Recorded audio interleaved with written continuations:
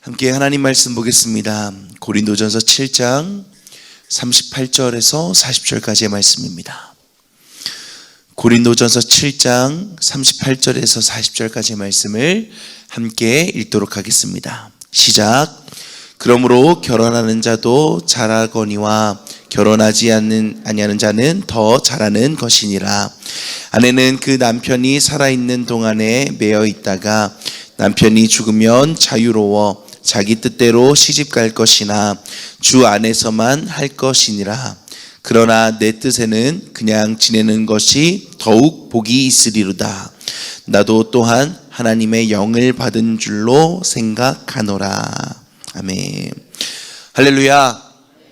하루의 첫 시간을 하나님 앞에 구별하여 내어드리는 여러분의 삶에 하나님의 충만한 은혜와 또 주님의 동행하시는 역사가 가득한 하루 되시기를 주님의 이름으로 축원합니다.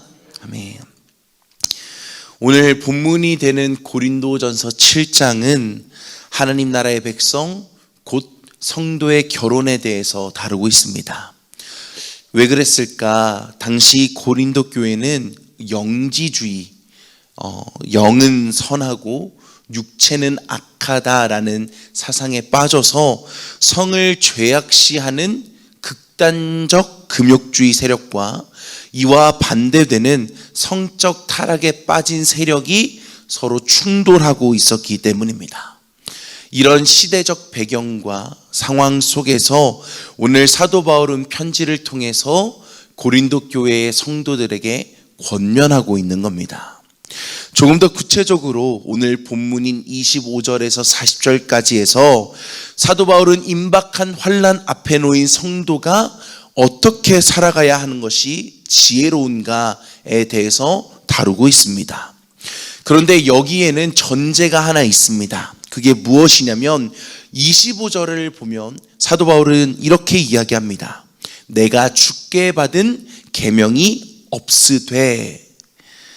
이것은 무엇을 이야기하는 것일까? 예수님께서 이렇게 하는 것이 옳다, 저렇게 하는 것은 틀렸다라고 말씀하지 않으셨다라는 겁니다. 그렇다면 예수님께서 어떤 것이 옳다, 그르다라고 말씀하신 것이 없는데 그러면 우리는 어떻게 해야 하는 것일까? 답이 없는 것일까? 아니, 그렇지 않습니다. 하나님께서 이 세상을 창조하시면서 우리에게 허락하신 가치 중에 하나가 질서라는 가치입니다. 그리고 그 질서 속에서 우리는 상식적인 생각과 합리적인 추론을 할 수 있게 되었습니다. 예를 들면 이런 겁니다. 배가 고픈 상황에서 과연 내가 밥을 먹는 것이 하나님의 뜻일까? 아니면 내가 지금 밥을 먹지 않는 것이 하나님의 뜻일까? 우리는 이렇게 생각할 필요가 없다라는 겁니다.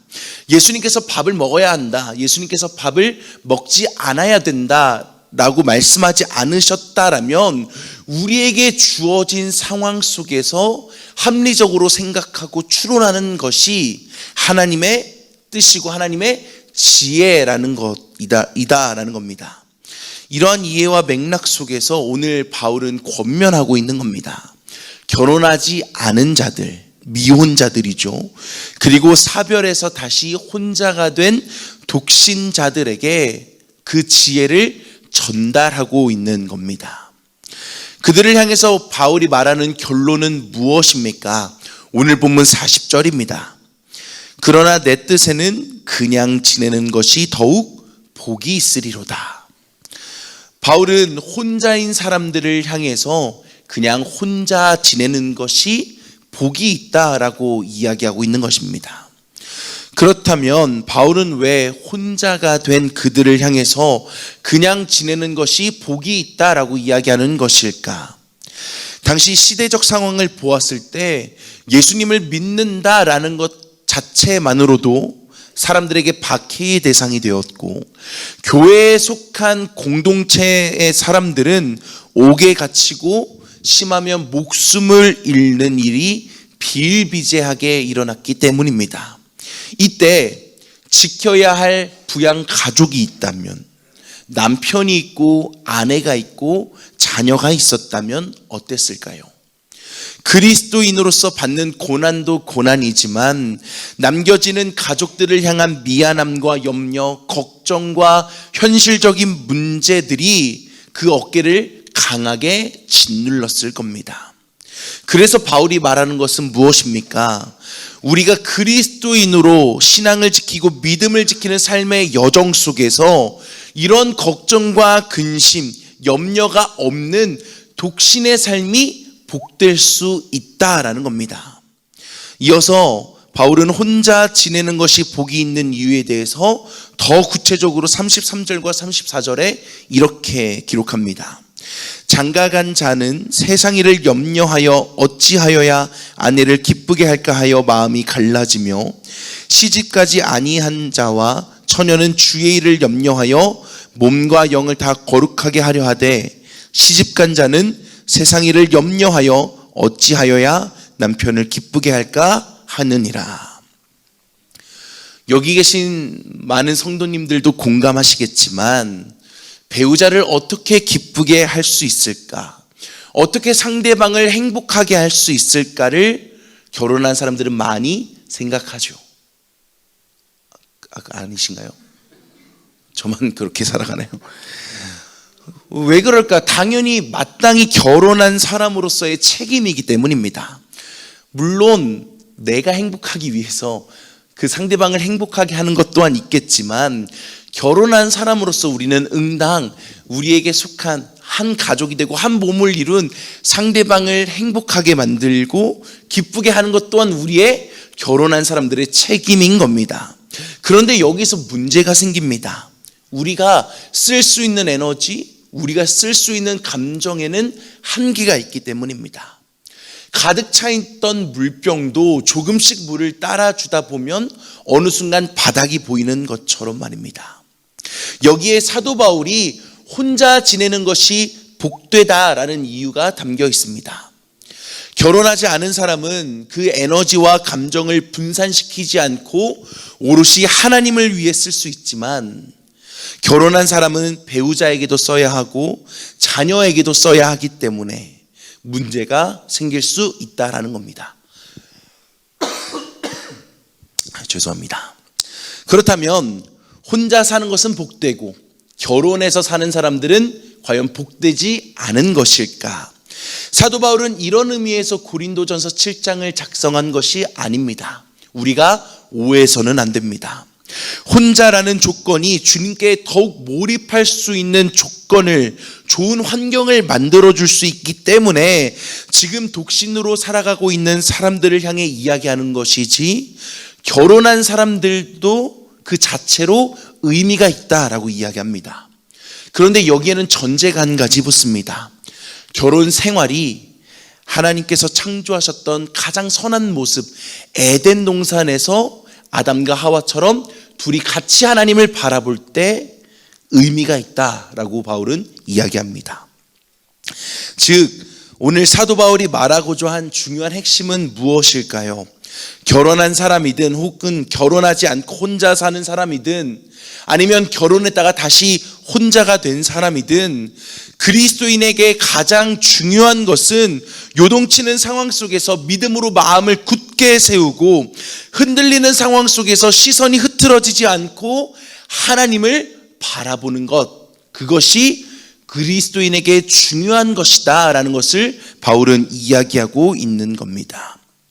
그리고 이 신앙의 진리는요, 결혼 생활뿐만 아니라 우리가 속한 삶의 모든 영역에서도 동일하게 적용됩니다. 가정에서도 직장에서도 마찬가지입니다. 우리의 삶 전체에서 그리스도인에게 가장 중요한 본질을 놓고 살아가면 안 된다라는 겁니다. 결혼이라는 형식이 아닌 하나님을 사랑하는 본질이 더 중요한 것처럼 우리의 삶 전체에서 결국 하나님 중심으로 하나님을 바라보는 삶이 더 중요하다라는 것을 오늘 사도 바울은 결혼에 빗대어서 우리에게 이야기해주고 있는 겁니다. 그리고 그렇게 하나님을 중심으로 하나님을 바라보는 사람이야말로 그리스도인으로서 복되다라는 것을 오늘 말씀을 통해 우리에게 일러주고 있습니다. 그런 의미에서 오늘 이 자리 가운데 모이신 하나님 앞에 예배하는 모든 예배자 여러분들을 권면합니다. 여러분의 마음에 먼저 하나님이 가득한 은혜가 있기를 축복합니다. 여러분의 시선이 하나님을 향하기를 소망합니다. 이것이 그리스도인으로서 가장 행복한 삶 아니겠습니까? 하나님의 자녀로 예수님의 뒤를 따라가는 그리스도인으로 우리의 마음속에 하나님이 가득하고 우리의 눈에 하나님이 담겨 있다면 그것보다 복된 삶이 어디에 있겠습니까? 이 말씀을 통해서 우리의 마음의 중심을 다시 세우고 하나님을 시선에 담는 저와 여러분들 되시기를 간절히 소망합니다. 말씀을 정리합니다. 결혼한 사람이든 결혼하지 않은 사람이든 다시 혼자가 된 사람이든 가정에서 일하시는 분이든 직장에서 일하시는 분이든 학업에 놓인 분들이든 우리의 정체성은 하나님의 자녀요 예수님의 뒤를 따라가는 그리스도임을 기억하며 오늘 하루 우리와 동행하시는 하나님을 마음속에 굳게 붙들고 또 우리를 지금도 지켜보고 계시고 우리와 함께 동행하시는 하나님께 시선을 두며 우리의 삶에 하나님의 복된 역사가 이루어지는 하나님의 자녀로 살아가시는 저와 여러분들 되시기를 주님의 이름으로 간절히 축원합니다. 아멘. 기도하겠습니다.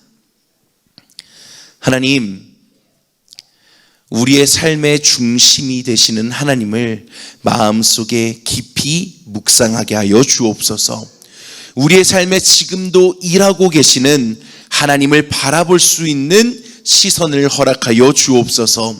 이것이 그리스도인으로 살아가는 우리에게 가장 복된 일이라는 것을 기억하며 주님이 우리에게 허락하신 자녀의 복을 누리며 살아가는 이 자리 가운데 함께하는 모든 예배자들이 되게 하여 주옵소서.